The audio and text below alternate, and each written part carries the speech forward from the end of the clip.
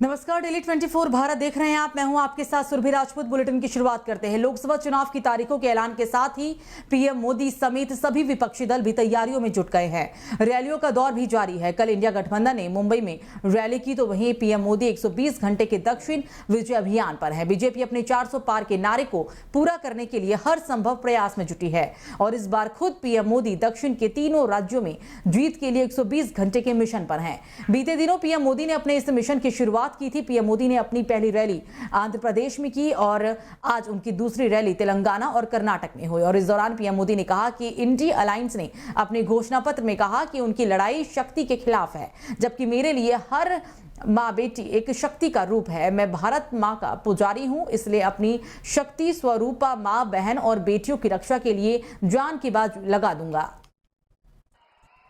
ऐसा शिवाजी पार्क जहां से इंडिया अलायंस ने अपनी घोषणा पत्र जाहिर किया और उन्होंने कहा है कि उनकी लड़ाई शक्ति के खिलाफ है। मेरे लिए हर मां शक्ति का रूप है, हर बेटी शक्ति का रूप है। चुनावी बॉन्ड मामले में आज सुप्रीम कोर्ट ने एसबीआई को पूरी जानकारी साझा न करने पर फटकार लगाई है और इस बीच मामले की सुनवाई के दौरान भारत के मुख्य न्यायाधीश डीवाई चंद्रचूड़ एक वरिष्ठ वकील की बात से खासा नाराज हो गए और उन पर भड़क भी गए। वकील ने कोर्ट को चुनावी बॉन्ड के फैसले पर संज्ञान लेने की मांग की थी। आपको बता दें कि शीर्ष न्यायालय ने एसबीआई से 21 मार्च तक चुनावी बॉन्ड्स की पूरी जानकारी सार्वजनिक करने को कहा है। सुप्रीम कोर्ट बार एसोसिएशन के अध्यक्ष और वरिष्ठ अधिवक्ता अधीश सी अग्रवाल ने पत्र लिखकर शीर्ष अदालत से चुनावी बॉन्ड विवरण के खुलासे पर फैसले की समीक्षा की मांग की थी और इस पर सीजेआई चंद्रचूड़ ने कहा, एक वरिष्ठ वकील होने के अलावा आप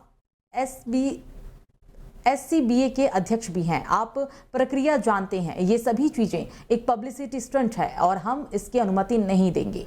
आप मुझे और कुछ बोलने पर मजबूर ना करें, वो आपको सुनने में अच्छा नहीं लगेगा। तो वहीं प्रधानमंत्री नरेंद्र मोदी ने परिवार के बाद अब शक्ति को लेकर विपक्षी वार को भी हथियार बना लिया है। उन्होंने परिवारवाद और भ्रष्टाचार को लेकर विपक्षी पार्टियों पर हमला बोला।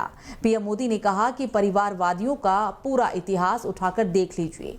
देश में जितने भी बड़े घोटाले हुए हैं उनके पीछे कोई ना कोई परिवारवादी पार्टी ही मिलेगी। पीएम मोदी ने आगे कहा कि मेरे लिए हर मां शक्ति का रूप है, हर बेटी शक्ति का रूप है।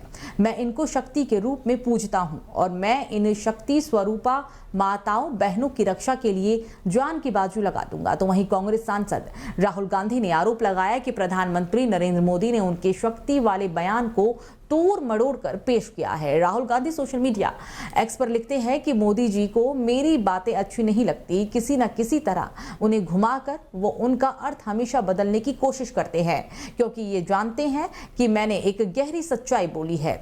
जिस शक्ति का मैं उल्लेख किया, जिस शक्ति से हम लड़ रहे हैं, उस शक्ति का मुखौटा मोदी जी हैं।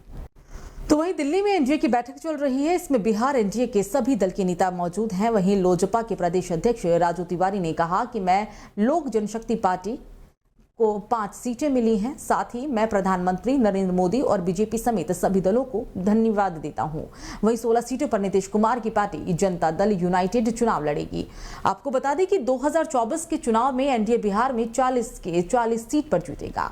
सीटों की घोषणा करते हुए जेडीयू के सांसद संजय झा ने कहा कि बिहार में एक तरफा लहर है, विपक्ष में अभी तक कोई भी तैयारी नहीं है। हमारी सारी तैयारी हो गई है, हम सब मिलकर 40 की 40 सीट जीतेंगे। आपको बता दें कि 2019 के लोकसभा चुनाव में एनडीए ने कुल 40 सीटों में से 39 सीटों पर जीत दर्ज की थी। तो वहीं बीजेपी और जेडीयू 17 सीटों पर चुनाव लड़ी थी। वहीं लोक जनशक्ति पार्टी ने 6 सीटों पर मैदान में उतरी थी।